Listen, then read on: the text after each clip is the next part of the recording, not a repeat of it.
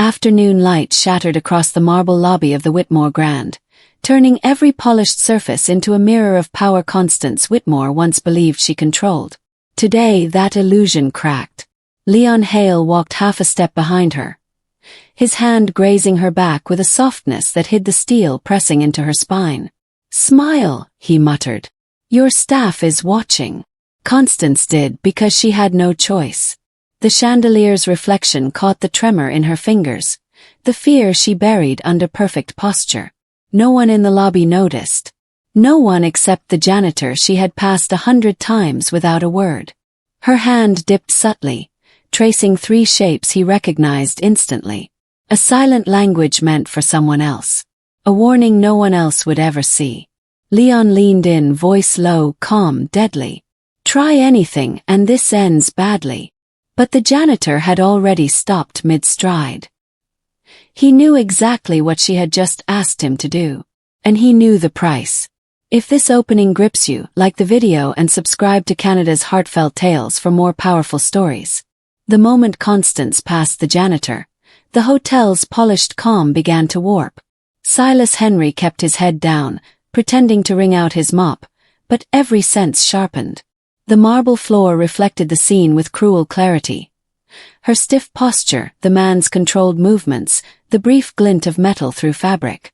Silas exhaled slowly. "Not here, not today," he whispered to himself. But the silent plea she had signed carved through him like a command. He had seen those shapes before, in the hands of a little girl who depended on him to understand a world she could not hear. Across the lobby, Leon Hale tightened his grip on Constance's back. "You hesitated," he said softly. "Let's not do that again." "I didn't," she replied, keeping her face serene. "I'm cooperating." "You will," Leon answered. "All the way to your office." Constance walked as instructed, each step balanced on the edge of panic. She scanned the lobby. Guests chatting, bellhops moving luggage, staff members gliding through their routines. Her world, her empire. And yet none of them knew she was seconds from losing everything. Or dying for it. Meanwhile, Silas pushed his cart toward the service hallway, pretending to refill a bucket. His mind worked fast, old instincts rising from the part of him he had buried. He studied Leon's way of moving. Confident.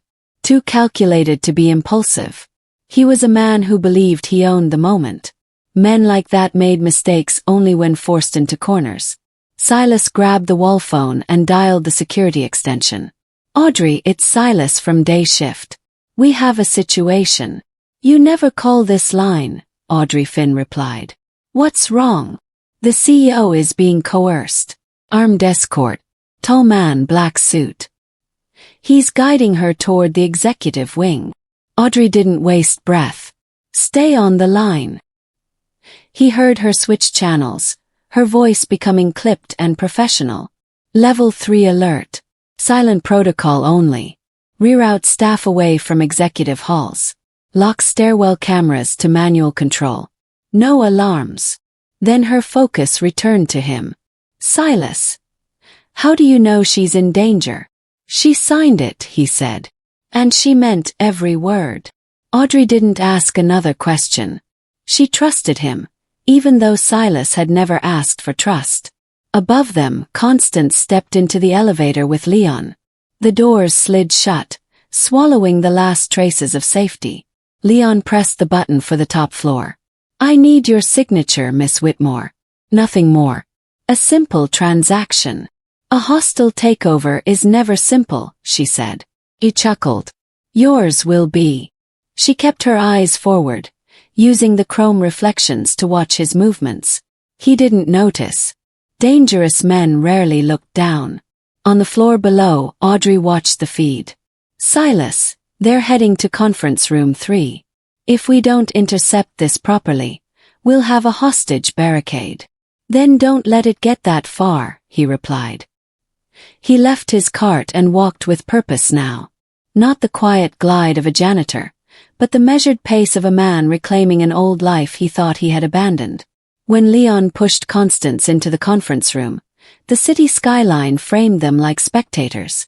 Papers awaited on the table, Legal traps forged with stolen names and forged signatures. Leon closed the door behind them. Sit. She obeyed, but her eyes searched the room for angles, shadows, reflections, anything she could use. If you want this to go smoothly, she said, at least tell me why. I already did, Leon answered. Your family built its empire on debts and buried secrets. My employers are claiming what should have been theirs decades ago. I'm simply here to complete the transaction. You're here to terrorize me into signing away everything, she said. Leon's expression tightened. Call it whatever you like. You sign, you walk away alive. Down the hall, Silas positioned himself near the doorway, pretending to examine an electrical panel.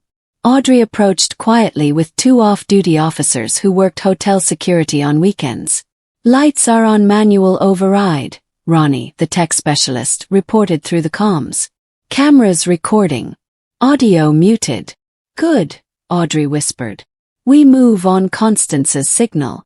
Inside, Constance flipped to the final page of the contract. Her heartbeat pounded in her ears. She needed time, seconds, maybe less. She shifted the pen slowly, letting her hand slip beneath the table. Three shapes. Urgent. Hidden. Outside, Silas caught the sign through the narrow glass slit. His jaw tensed. She's asking for intervention now. On my mark, Audrey whispered. Silas didn't wait for permission. He lifted a metal tool tray and let it fall. The crash exploded through the hallway. Inside the conference room, Leon jolted. What was that? Maintenance, Constance said calmly. This floor is old. Leon stepped toward the door, gun angled beneath his jacket. If someone comes in.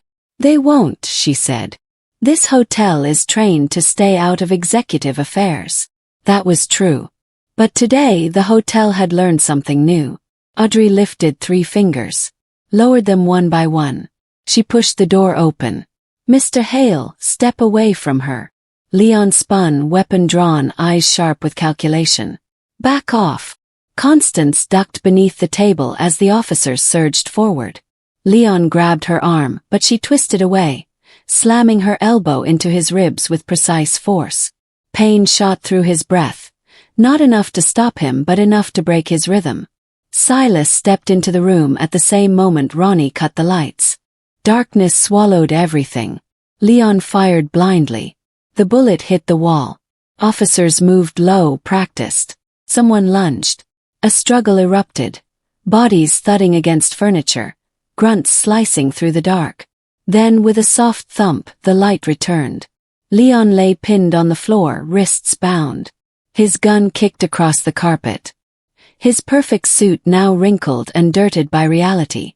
Constance stood behind the table, trembling but unbroken. Silas met her eyes. She signed one simple phrase. Thank you. He signed back. You're safe. Leon snarled from the floor.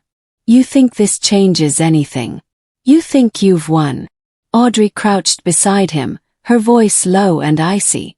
You walked into a hotel full of cameras, forced a CEO into a hostage situation, and confessed to a fraudulent takeover on record.